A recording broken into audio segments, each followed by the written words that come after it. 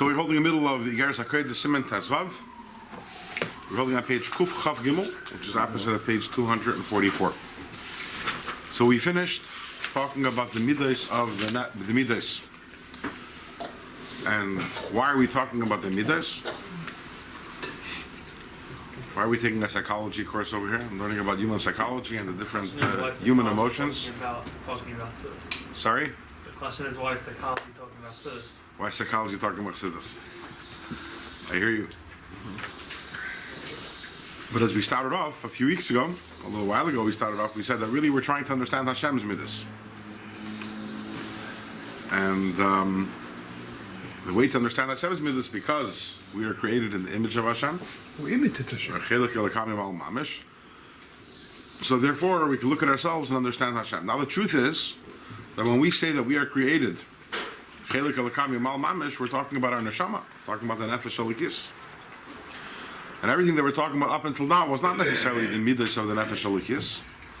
We were talking about the midas of the nefesh habahamis.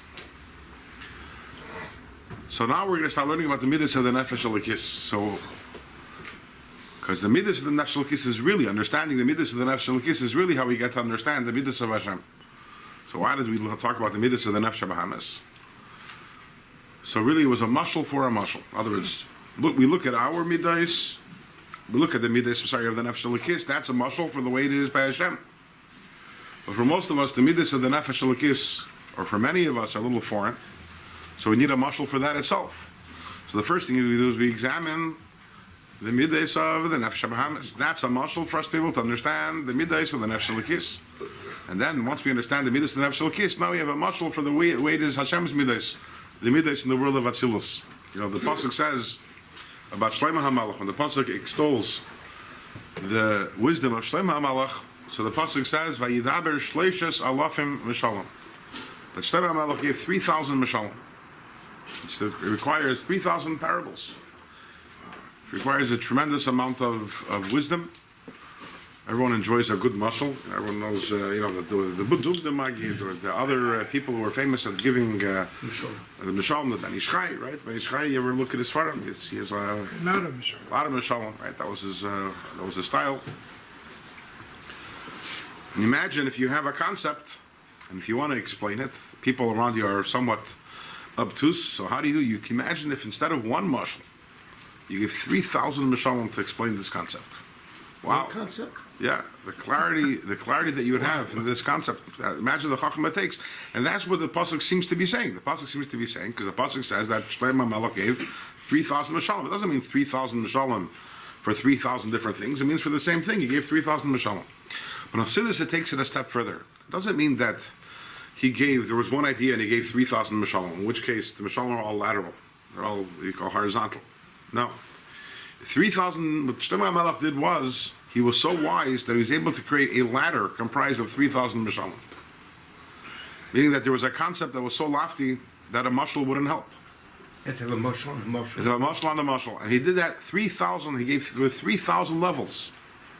His first mashal was, with the idea he wanted to give over was so far removed from human experience. So he gave a mashal, but that mashal only got you to something which is a little above your, because a mashal is always to give you over something which you can't relate to on its own. So I need to dress it up into something which is in the clothing or in the framework that you're familiar with. So the mashal was for mashal number one was able to give you understand mashal number two, the mashal number three, until the 3,000th mashal. Finally, you're able to understand the idea. That was the chachma of Shlomo HaMelech, which obviously that's a much greater chachma than giving 3,000 mishalom for one thing. Even though giving 3,000 mishalom for one thing, when all the mishalom, understand, if you have 3,000 mishalom for one thing, here's the idea, you have all the mishalom, and each mashal is a strand up there. Over here, it's the mishalom are all lined up one on top of another, which means, on a practical level, that means that Shlomo HaMelech was 3,000 levels removed from the average person of his time. Think about that for a second. Because he was 3,000 levels ahead, and now his job was, he had to bring the people up to where he was to a certain extent, and each mashal brought the people up one rung on the ladder, which gives you a tremendous insight into the chachma of Shlomo HaMelech. Chacham mikol ha'adam. Exactly. That's it. It's not for nothing that we say that about him. And now, So here we don't have 3,000 mashalim, but in this Perek over here, what we're having is a mashal for a mashal. So the first thing we spoke about was the midas of the nefesh abahamis, and now we're going to start talking about the midas of the nefesh alikis. What is the difference between the midas of the nefesh abahamis and the midas of the nefesh alikis? So this actually takes us to one of the biggest chidushim in Tanya, and something which those of you who are the veterans have been here for a long time. From the beginning, we spoke about this many times towards the beginning, but we have not spoken about it recently because it's more the topic of Likutei Amar. But Sasson, are you here since day one? I think I've asked you this before. I'm the one that created this shiurim. You created? Oh, Really? yeah. Okay. Rav Yossi Mas came to me and asked me, can we have a shiur there? You think we can get people? I said, I make sure you get people. But the people that you bring, they don't always come. Doesn't have to come. Where's New people. your friend? Hashomer Achi Anochi? Yes. We go through this every week.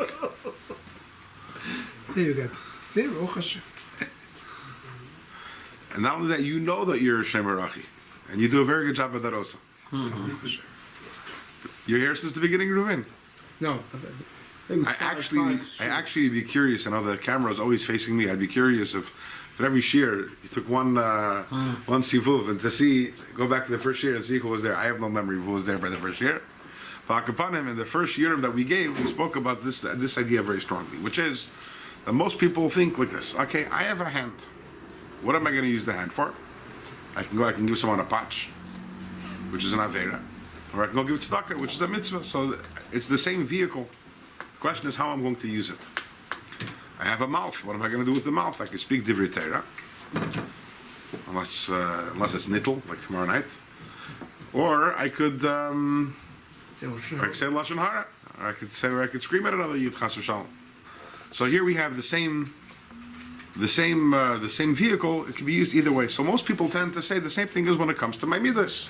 I have chesed. What am I going to do with the chesed? Am I going to use it? I have Ava, for example. What am I going to use my Ava? Am I going to use it to love Taivas Elam Haza, or am I going to use it to love Hashem? But it's one Ava I have, one Midas HaChesed that I have. The same thing is when it comes to the mind. I have Seichel. Am I going to use it for Chachmas HaTorah, or am I going to use it for other wisdoms? In the very first Perek of Tanya, Likutei Amarim, the Alter Rebbe tells us that the big chiddush upon which the entire Tanya really is based. The Alter Rebbe quotes this from Chaim Vital, the premier authorized student of the Arizal to transcribe his writings.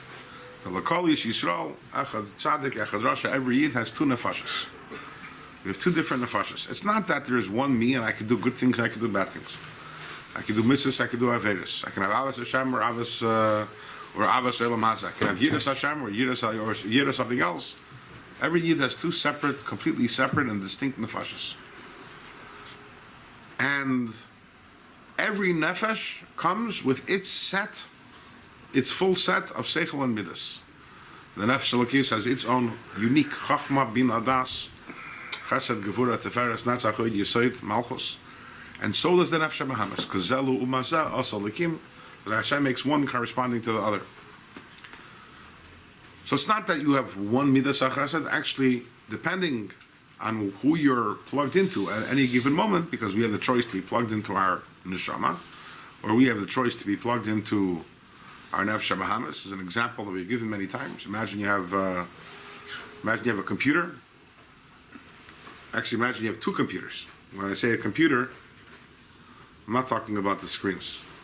My computer is 8 years old. I just ordered a new computer, and I ordered also a new monitor. The monitor arrived, but because of what's going on these days, what do they call it?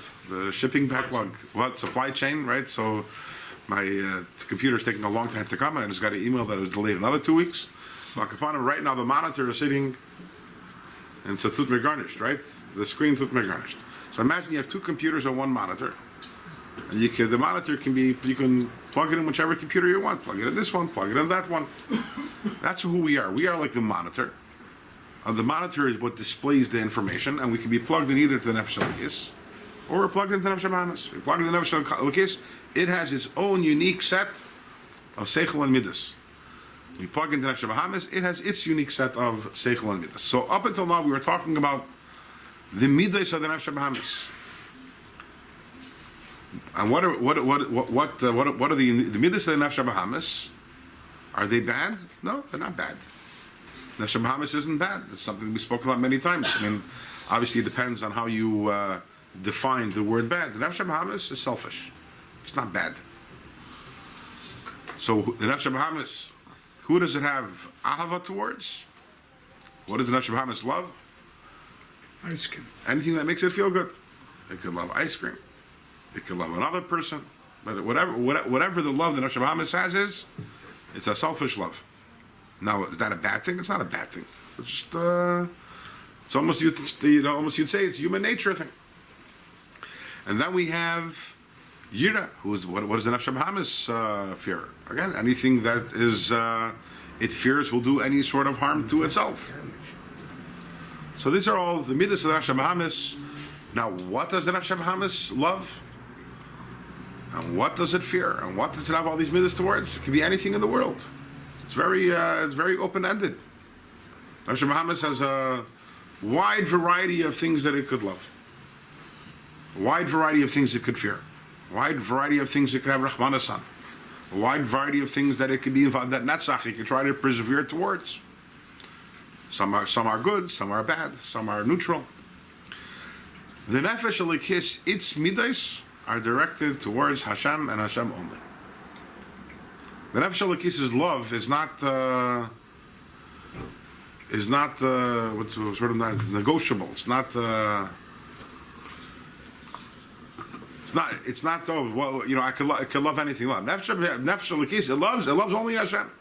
The Nefesh and also to love have Ahavas Yisrael, Ahavas HaTorah. It loves only things that have a shaykhis to kedusha. The fear of the Nefesh Bahamis, again, the year of the Nefesh Bahamis also only for Hashem. So whereas the Nefesh Bahamis, its midas could be for anything, anything that brings it benefit. The Nefesh Elikis is very focused midas, and the Nefesh Elikis is very, very defined. And we're going to get into the midas of the Nefesh Elikis now. The Nefesh Bahamis, because its midas are not directed towards anything in particular, the Nefesh Bahamis can actually even be taught to love Hashem also and to fear Hashem. We know that one of the mitzvahs that we have, one of the 613 mitzvahs that we have, is to conquer Eretz Yisrael, conquer the 7 nations. Now we know every single mitzvah that there is has a practical, physical application, but also every single mitzvah has a spiritual dimension to the ruchnistic dimension. The mitzvah of conquering the 7 nations, which although we can't do that today physically, the circumstances don't allow for it, but it's still a mitzvah, by the way. Well, Sorry? don't they have like a country going on like Those nations don't exist anymore, though. The Rambam makes They're it. unidentifiable. The Rambam, whose yahrzeit, by the way, is tonight. So he makes it very clear that every mitzvah that is of the minyan of Taryag, of the 613 mitzvahs, that means that it's l'deiros, it's forever, that mitzvah. Now sometimes that mitzvah, the circumstances don't allow us to fulfill that mitzvah. That doesn't mean that the mitzvah doesn't apply. It means that the circumstances for fulfilling that mitzvah right now aren't there. Mitzvahs that are not l'deiros are not included in the Taryag mitzvah Torah. So for example, when we got the man, so the Moshe Rabbeinu tells the Yidden that le'sisiru mimenu ad boker, right? Don't leave any of the man out, or when the Yidden don't leave any over until the morning, or when the night before the Yidden left Mitzrayim, so the Yidden were told there's a mitzvah, and not allowed to leave their houses. Neither of those are the Taryag mitzvahs because they were not l'deiros. The shaita. Which, by the way, means that if tomorrow morning, if you go out into your front yard and you see that there is mun that fell, there wouldn't be any problem. You can stick it in your freezer and you can have it the next day. Also, it says in the Torah, it's a sirum meno ad baker. That's for them. That was for them. It's not counted in the 613 mitzvahs. any mitzvah that is counted in the 613 mitzvahs, it means it's l'doros. Now, sometimes the circumstances don't allow me to do it, which doesn't mean that it's not a chiyuv on me. It just means that I can't do it. For way of example, I'm assuming that most of the people here in this room have never done chalitza or yibum. Even if there's someone in the room that did do it, I'm assuming that most of us who were here didn't do chalitza or That's a yibum. reshus. What? That's a reshus if the situation requires it. Good, but at that, It's not. the fact that you're never able to do the mitzvah, that means that the chiyuv, the mitzvah, it isn't a mitzvah on you. Do you have only 612 mitzvahs? No, No, a yid has 613 mitzvahs. Always. It just If means there's that an it obligation to occurs. do So it. you don't do it. Because those Wow. mitzvahs only. It- One at a time. It's just that And a chana. that if the situation required it, then you would have to do it. Say the situation right now was one in which there was that we were able to go into do that mitzvah of conquering the lands and doing the shechayik on the sham. We're gonna have to do it. My point is, everything in Torah has a spiritual reality, but especially when something is one of this tayag mitzvah Torah, which means that it's l'doros.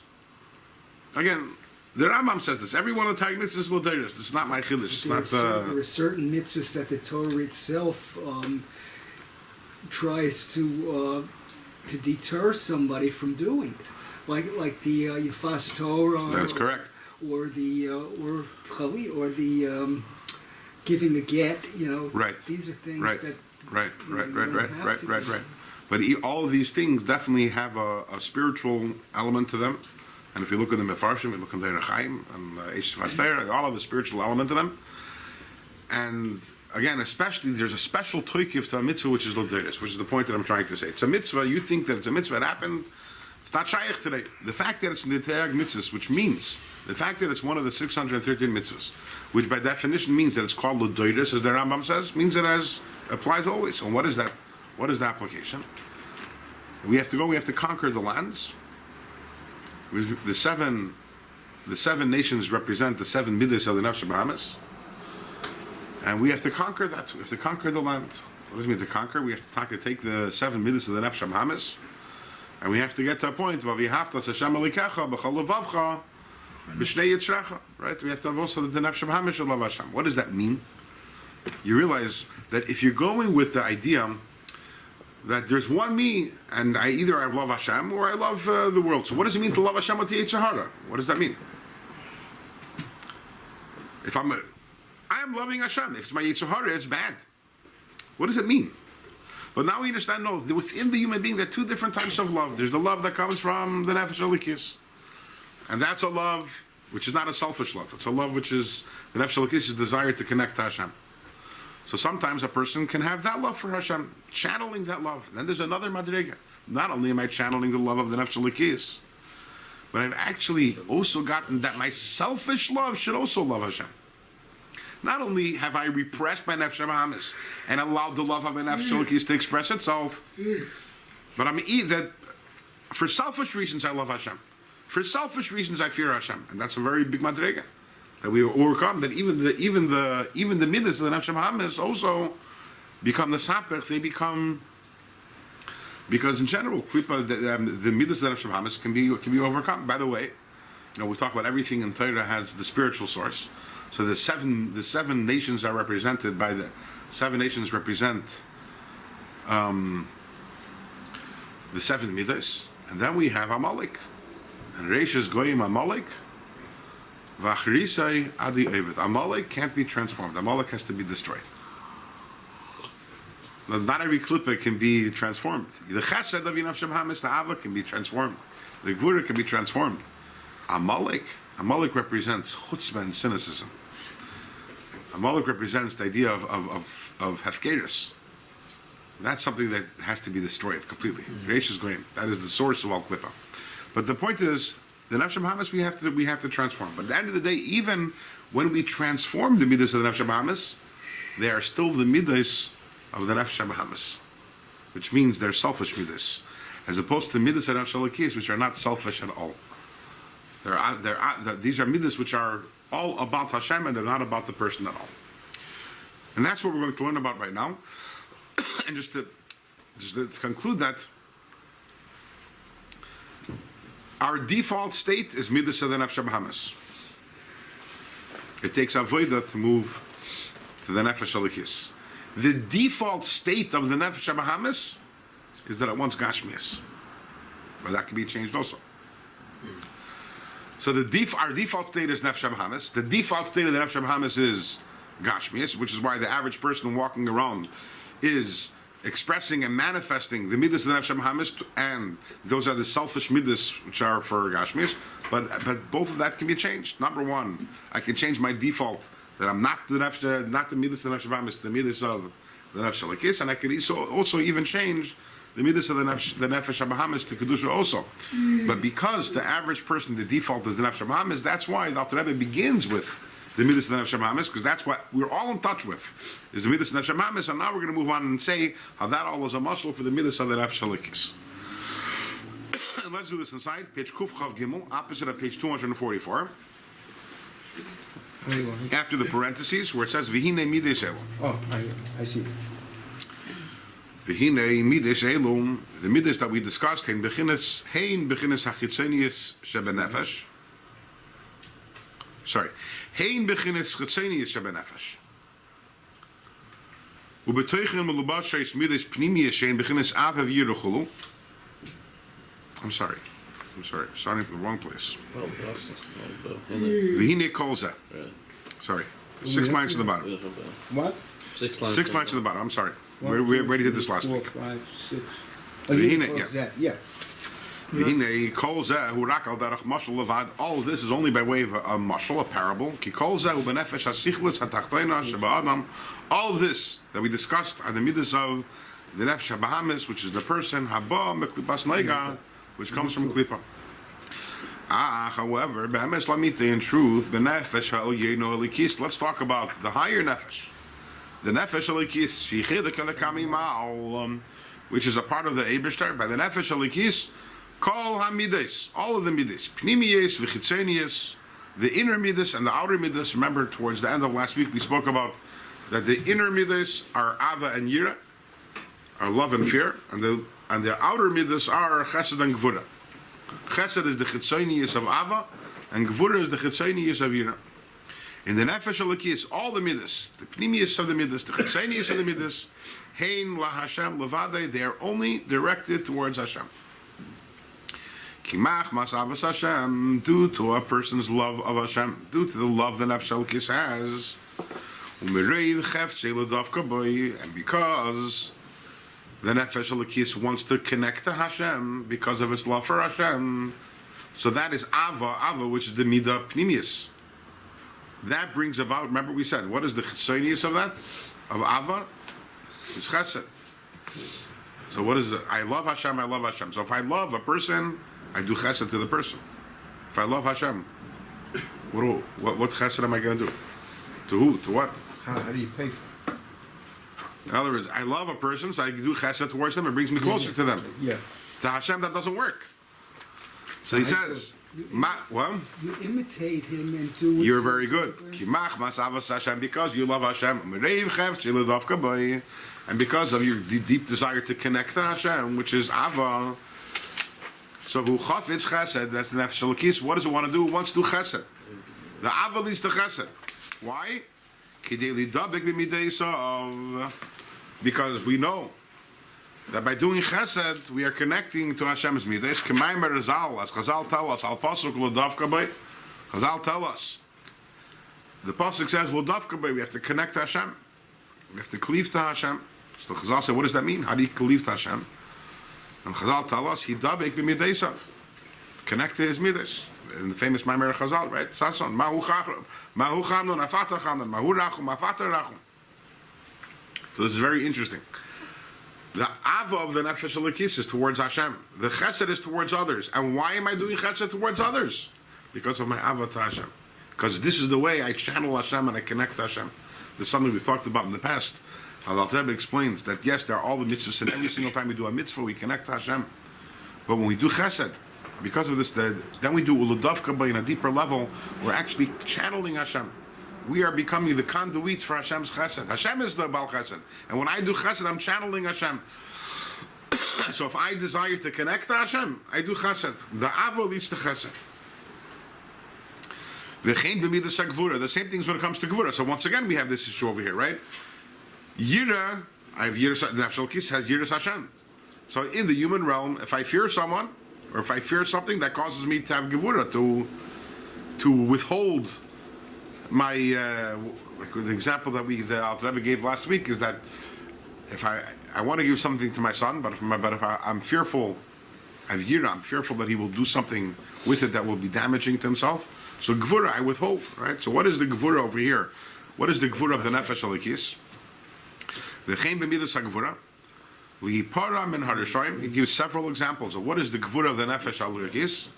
Is to punish Rishayim, ula'ansham ba'enshei ha'torah, and to give them, to administer upon them the punishments which are prescribed in the Torah. V'chein li'skaber al yitzrei, and also to have gevura and overpower the ones the Yetzer Hara. I think this is very important because you have people who are they're busy making sure that everyone else gets punished, and their gevura is only towards others. And when someone's gevura is only towards others, when they're busy being lihipara min harishayim, when they're busy punishing the Rishayim and making sure that everyone gets the punishments of Torah and Shia Torah, and if you look in their own life and you don't see the gevura in their own lives, this is not the gevura of the nefesh alikis. This is just another. It's another expression of the gevura, the rishis lachzarius of the nefesh habahamis, right? So, but how do you know it's the real thing? How do you know it's the good nefesh alikis? When in addition to liparam and the Rishayim, in addition also to making sure that you're giving the punishments to the Rishayim, this gabal yitzrei gevura is something which you exercise upon yourself. Overpower Yetzer Hara. Well, the HaKodesh is asking mutar to make sure that you don't eat too much steak. You abstain from the things which are mutar. That's gevura. V'laseis geder u'siyag l'Torah. The same thing is to make a gate and protections around Torah. Because of the fear of Hashem, not your fear you'll come to do an Aveda. So your fear of Hashem causes you to make these gedarim. So yeah, I'm not going to hang out with that friend. Why? Because I fear Hashem, and therefore I'm scared of that hanging out could be a bad influence on me. So I make that gevura. I make that decision, or I'm not going to download that app onto my phone because of my Yiras Hashem. That's a gevura. So that's chesed and gevura of the nefesh alikis. V'chein, same things when it comes to teferes. What is teferes? Teferes is beauty. L'fayir es Hashem v'tirasei b'chol mini peir, to make Hashem and His Torah beautiful with all sorts of beauty. U'ledavka b'shvachav, and to connect to the praises of Hashem. B'chol b'chines nafshei, with all the parts of one's neshama. Dahainu, this is b'ispoininu sichlei machshavtei, to connect to the praise of Hashem in your mind, thinking about it, the gam b'diburei, and also speaking about it. There's this teferes is beauty. It's a midah. Some people connect to the beauty within everything, and their inyan is beauty. I think this is definitely something which is more found by women than by men. But after all, men also have teferes. The Sikha from the Rebbe brings down the interesting, the Gemara says, Mishnah says, that ein isha ela leyofi, that a woman is only for beauty. Now today you look at that, that doesn't sound very, it doesn't sound very PC, it doesn't sound very politically correct. A woman is only for beauty, and it sounds very sexist and patronizing, etc. It's part of the Agadata, and obviously when you need to have a deeper understanding. Now the Rizal says, Reiv Seidus HaTorah Gnuz, and most of the secrets of the Torah are hidden in the Agadata. What does this mean, women are only for beauty? I mean, imagine, it's not only that. Even think about it in a practical sense. Here you have the Chachmei Mishnah coming along. That's how they viewed women. The Ein Isha Ela Yefi, a woman is only there for beauty. So what's Sheker Achem Be'evel Leyofi? Another question. It's a good question. But the Gemara, this is what the Mishnah says. She could be beautiful in other ways. So the Rebbe explains the inyan of a woman is beauty, that in making beauty in everything around her. The Rebbe talks about it in terms of, we know that our job here in this world is to create a dira b'tachtonim, is to create a a home for Hashem. That's what we're here for. Ever since giving of the Torah 3,300 years ago, we're busy building this building. Now, for a man, if a man needs somewhere to live, what do you need? You need 4 walls and a roof and a floor and a mattress, table. Oh, a fridge, very important. And you're all set. You can live in a warehouse, machnishteis. For a woman, that's not going to work. A woman needs to have yofi. For a woman, there's a big, everything has to be beautiful. And the Rebbe explains that the men are the builders of the Dir B'Tachtonim, and the women are the interior designers and the decorators. Their job is to make that this house for Hashem is not only a house, but a beautiful house. Now, you have to remember everything. Obviously, men also do some of the beauty, and women also do some of the building. But we're talking about more general, the larger roles. And then we have the Dira Noah Marchiva Daite Shel Adam. The Gemara says that a beautiful house expands the mind of the one who lives there, which means that the Dira Noah, which is created by the women, is Marchivin Daite Shel HaKodesh Baruch Hu. Marchivin Daite, the one who lives in it. Who's the one who lives in this house? The Eibishter. That's the impact that women have. Very fascinating. Silberberg spoke about this. But what is this idea? That you could do Torah mitzvahs, and it could be what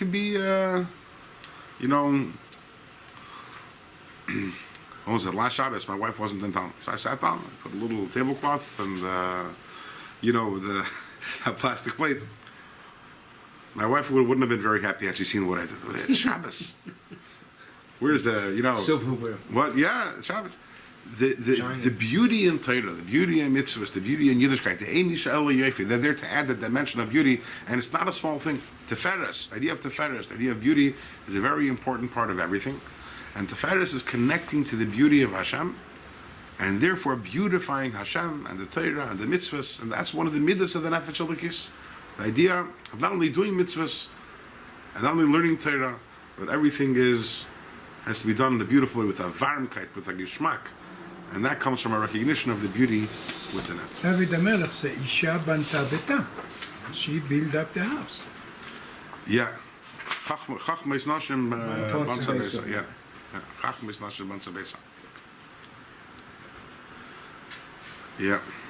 There's a beautiful article written by Rabbi J.B. Soloveitchik. Talked about the difference in the influence that his father had on him and his mother. He said, my father taught me the halachas of Shabbos. My mother introduced me to the beauty of the Shabbos queen. That was the words that he used. Shabbos what? Of the Shabbos queen. My father taught me the halachas. My mother taught me showed me the beauty. Yes. And that's the fairness. It's a midah that shalakis, which is finding the beauty and praising Hashem, because you see the beauty in Hashem, you see the beauty in Torah, the beauty in mitzvahs. Then we move on. Not only by Netzach. V'chein. Lamid b'nitzochein neged kol minei amavedes Hashem. To understand and be victorious and persevere against anything that is stopping Avedas Hashem, Muldavka by anything that is an obstacle in the way of connecting to Hashem. V'neged kol meineam liyiskaved Hashem maleich es kol haaretz liyiskaved Hashem maleich kol haaretz. Anything that's stopping the glory of Hashem of filling the entire world. B'melchames Kimelchames Hashem asher nilcham David HaMelech alav hashalom. Like the Melchames Hashem, which David HaMelech waged. That's Netzach. So it's very interesting. We have Gevura, before we said, was to punish the Rishaim. And here he's talking about the battles of David HaMelech against the Rishaim, but here it's not Gevura. Here this is Netzach. What is Netzach?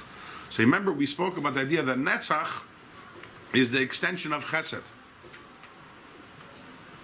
Netzach is, sorry? Eternity. Right, but it's an extension of Chesed.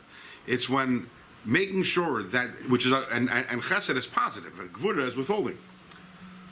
David HaMelech, when he was fighting the battles, it seems that it was an act of Gvura, but it really wasn't. It was an act of Netzach. Meaning, he wanted that the Kedusha of Hashem and Torah should be spread out the world. Anything, and here we're going, stopping the Gili of Elikus, stopping that the kavod of Hashem, the glory of Hashem, should go to another territory. So he fought them Netzach, but his point wasn't to fight them. His point was to extend the gvul of kedusha, which is really a function of chesed, a function of gilui, to bring more and more places where Hashem's kavod can be expressed. That's why it's Netzach.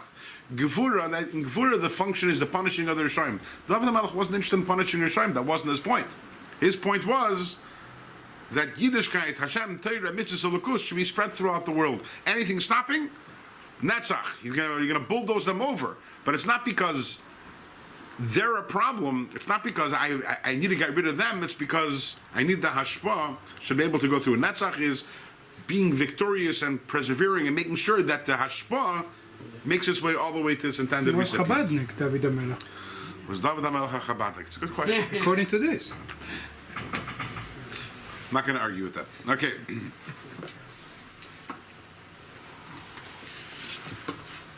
Now we move on to Hoid. V'chein lishtachves u'lohoides l'Hashem. We're holding by Hoid of the Nefesh Elokis. V'chein lishtachves u'lohoides l'Hashem. And the same thing is also to bow down to Hashem and to submit to Hashem, to pray and to praise to Hashem.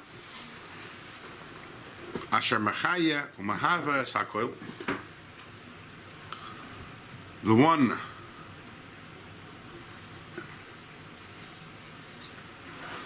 one who gives life to and creates everything. V'hakoil batal b'metzias etzloi. And everything is batal b'metzias to Hashem. V'kula kamei koloch shiv. And everything relative to Hashem is insignificant. Like ayin, v'efes mamish, and literally nothing. Even though we don't understand, do we really appreciate that how everything is nothing?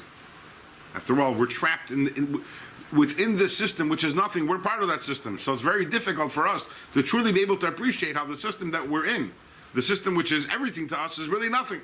We don't understand it. Afal Pikein, nevertheless, moedim anachnu. We admit, and we submit, we concede. Moedim is connected to the word hoidah, hoid. Bohidah, amitis shekenu be'emes la'mitah. The same is true. That this is all true with an emes. Ubechlal ze gamkin, included in this also, lohoidus la'Hashem al kol ha'tovos asher gmalanu, thanking Hashem for all the good that He has given us. V'leili is kafu teva chas v'shalom, and not to be at all a kafi teva, ingrateful. Ubechlal ze included in this also, lohoidus al kol shvachav v'nidesav u'puleisav, to thank Hashem for all His praise and for His midas and for all His actions, ba'atzilus u'brias el yonim v'tachtoinim, and the emanation and creation of the higher worlds, the lower worlds, shehem meshubachim adin tachlis, worlds which are so incredibly amazing, v'noim, and so beautiful, v'ru'uyim elav yisbarach v'yisala, worthy for Him, v'hum lashon hoid v'hodar. This is from the words of hoid and also hodar, which is splendor. So what is the underlying idea in hoid? Underlying idea in hoid over here is a certain emphasis on bittul, thinking, acknowledging, submitting, and bittul implies I don't really understand, I don't even feel. So in a way, hoid is a little similar to tiferes. You think into tiferes is I feel the beauty of Hashem, and here also. But here I'm not feeling the beauty of Hashem. I'm actually not in touch with the beauty of Hashem, but I acknowledge it and I submit to it nevertheless. And this goes along with the ideas which we mentioned earlier, that Netzach and Hoid. Remember we mentioned the two Aravas. I don't understand, I don't feel, but nevertheless, there's this bittul that I have, this humility, which Hoid is the idea of humility and submission, and this humility and submission that I have to Hashem, and I acknowledge Hashem, and I thank Hashem, even though I don't understand, and even though I don't necessarily feel. That's Hoid. Next is Yisoid. What is the Yisoid of the Nefesh Elokis? This is pretty easy. When it comes to Yisoid, over this past week, something I saw randomly, which I wasn't aware of beforehand, which is very interesting. We're talking here about Chesed, Gevura, Tiferes, and that's Hoid. And you remember, we spoke that how with Hoid really finishes the internal process. Yisoid is really where the connection begins. So I saw that Netzach, Chesed, Gevura, Tiferes represent the three Yom Tovim of Pesach, of Pesach, Shavuos, and Sukkot. And Chanukah and Purim are Netzach and Hod. Although I saw that there's Machlekes and Kabbalah, which one's Netzach and which one's Hod. But this Chanukah is the Netzach and Hod. I thought that was very interesting in terms of that Chanukah, both of which represent the idea, Chanukah and Purim, both are really that idea of persevering. The idea of Netzach, the idea of submission. Chanukah, there was the Netzachan of Chanukah, and then Purim, the whole idea of Purim, which l'chayr, that's the Purim is more connected to Hod, it's Ish Yehudi, which is the idea of Hod, the idea of Hodah, of submission. And those are represented by those two Yom Tov. But then we move on to Yesod, and what is Yesod? So as we mentioned, Yesod is the idea of the pleasure and the connection. So this is very easy. Yesod is when our neshama is connected to Hashem. To connect to Hashem. But as we mentioned, Yesod is the pleasure that's taken in the attachment. B'dveika v'chasheka. Yesod is with connection, with desire, b'cheshek v'tanug nifla, with incredible pleasure, and that is what Yesod is. With midas malchus, and what is malchus? L'kabla love el malchus. Remember, we said malchus. Our bottom line is action. Malchus l'kabla love el malchusay. Vavidasa is accepting upon oneself the yoke of the service of Hashem. Kavedas kol eved la'adonai, like the service that a servant renders for his master. Be'emo uv'yira, with ema and yira. So those are the 7 midas of the nefesh alikis. And just like we did with the Nefesh HaMahamis, that after we spoke about the Midas, we said, what was the Shadish? The same thing over here. Makar v'Shadish. Makar v'Shadish kol Midas. What is the source of the Midas of the Nefesh HaLakis? Hein Mechabad. They come from the Chachma Bina Das of the Nefesh HaLakis. The Hainum. What is that? HaChachma. He makar HaSeichel. HaMasigas Hashem. V'Chachma Seudulasa. U'Midas of HaKodesh. Chachma is the makar of Seichel. Remember, that's the original revelation, the original exposure, that a person becomes aware of Hashem and Hashem's greatness, and becomes aware of Hashem's holy midas. Shemani gumachayim man kol ha'ilmas, the midas with which Hashem controls and gives life to all the worlds, the higher worlds and lower worlds. That's Chachma. Chachma is the original insight that you have, the revelation. The knowledge that you have, not the knowledge, the information that is revealed to you, but the information is about Hashem and His greatness. Bina, what is Bina? Bina is contemplating and processing this information from the Chachma.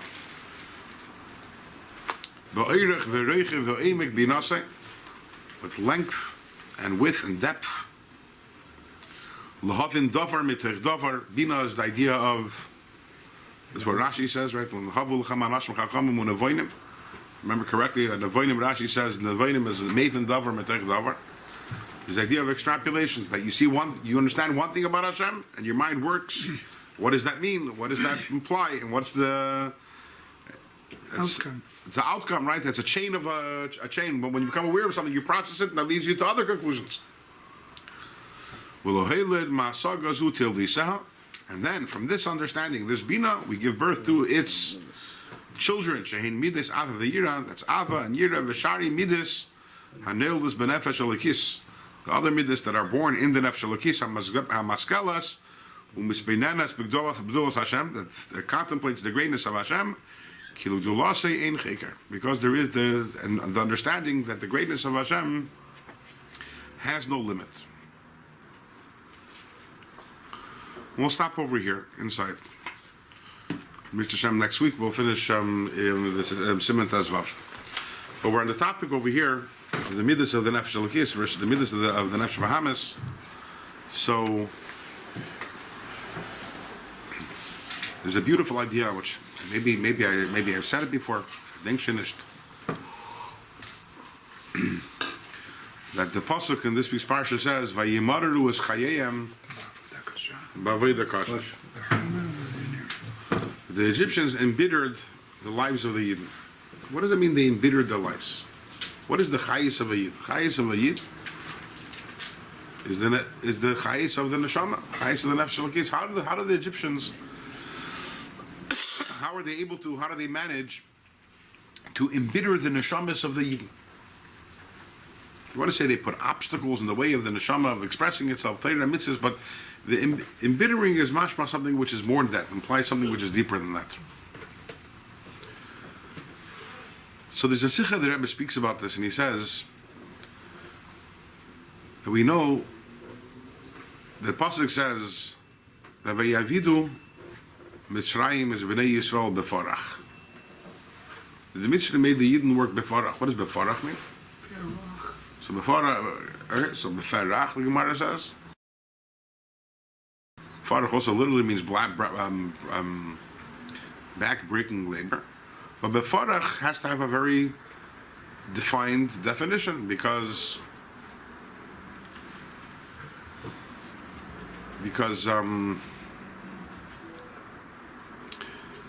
there's an isser to work with an Eved Ivri befarach.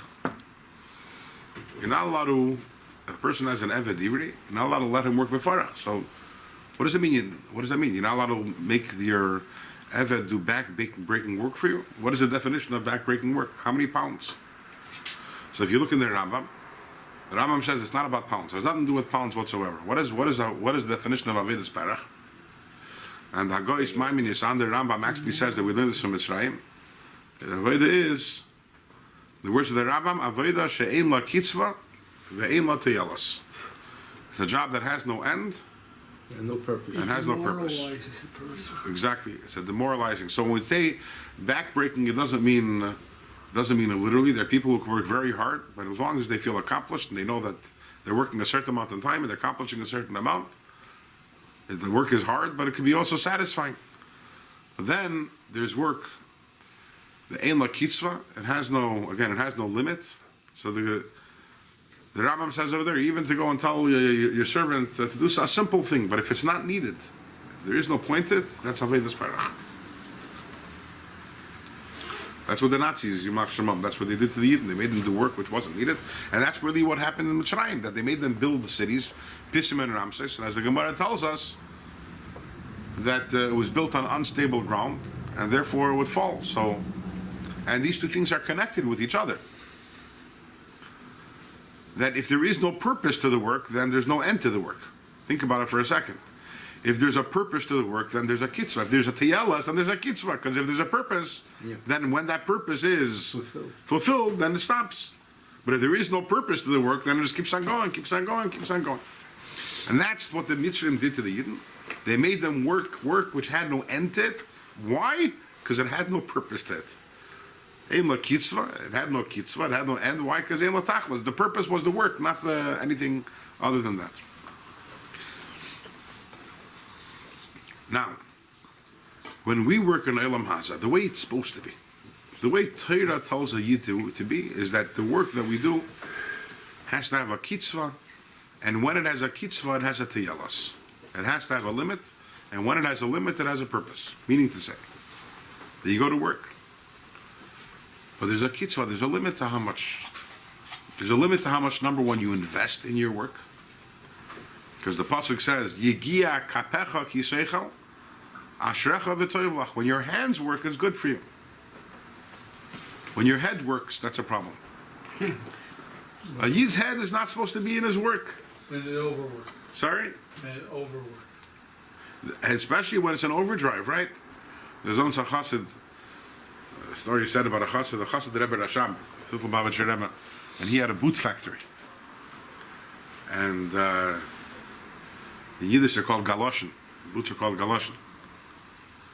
He once came to the Rebbe Rashab, and the Rebbe Rashab told him something, he says, interesting. I've seen many, many people walking, going around with their feet in galoshen, but looking at you, I see something interesting. I've never seen that person with the cup in galoshen. Your head are in the boots. Your head is in the boots. So it's not, you have a boot factory, but your head doesn't, a person, a Yid, again,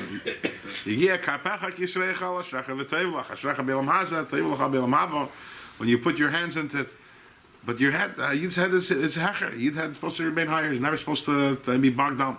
That's number one. And number two also, in terms of how long you work, how many hours you put in. So Al Pi you do the work that you need to do to make a keli for the bracha of Hashem, and you realize that Birchas Hashem He Tasher, the bracha of Hashem makes rich, and Rosh Hashanah was already decided how much you're going to make, and you have to therefore make a normal keli, to make a normal keli, because if you don't have a normal keli, it's not going to be able to come.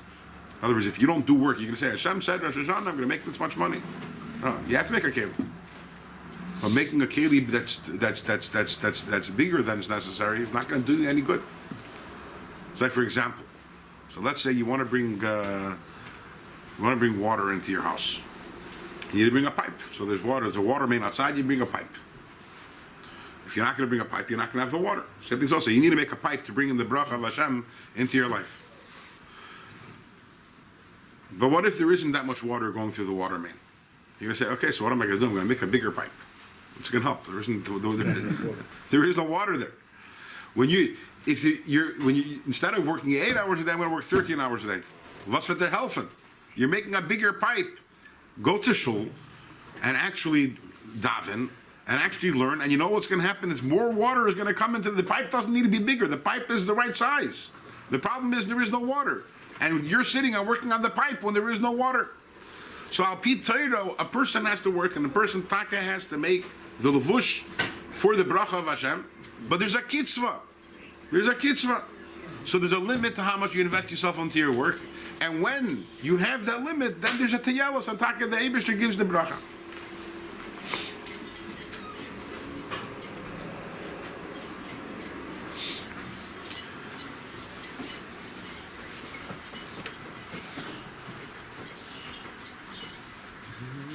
Instead, however, so many of us, what do? We do avodas parach, avodas she'ein la kitzvah ve'ein la teyalos. We don't put any limits on our involvement in Elam Haza. Not mentally and not also time-wise.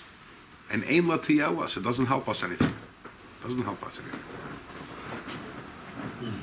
But where did this come from?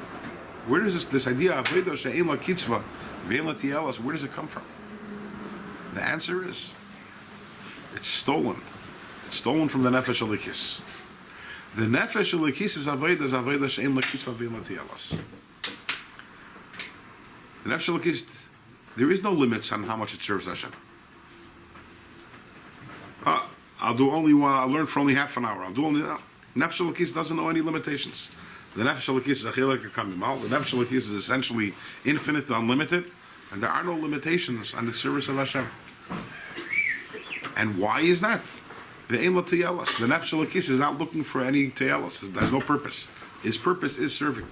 It's the exact opposite of the Nefesh Bahamis. The Nefesh Bahamis, everything's about is officially about a purpose. But the Nefesh Elikis, you tell him what purpose. And my job is to serve. What? He's narcissistic. The Nefesh Elikis is narcissistic? The Nefesh Bahamas. Nefesh Bahamis, yeah. Very. Where do you think narcissism comes from? Sure. So ein la kitzvah ve'ein la teyalos is the ammo of the Nefesh Elikis. That's its style of working, and that's the way it's supposed to be. And what did the Mitzrim do? And we know, just like we spoke about earlier in today's class, you have the 7 nations and you have Amalek. They're not something that was 3,000 years ago. It's today. We have the 7 nations within us. We have to conquer. There's the Mitzrayim also within us. The Mitzrayim is the ones by Yimaros Chayim. They embitter our neshamas by stealing its derech, its way of its derech avodah, and using it out for Yana Elam Haza. Ein la kitzvah ein la teyalos belongs to the neshama. The pare within us, the Mitzrayim within us, comes and says, "Oh, well, look at that. There's this idea of working without limitations and without any purpose. Let me enslave that for Elam Haza."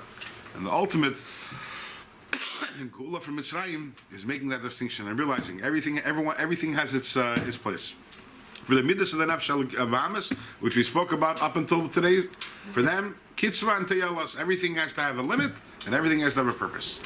And then when we're talking about the Avodah of the Nefesh Elikis, that's where Ein la Kitzvah ve'ein la Teyalos, and that's like the ultimate Avodah of Hashem, Avodah that has no limit and no purpose, because the purpose is simply to serve Hashem. Have your Shabbos, everyone.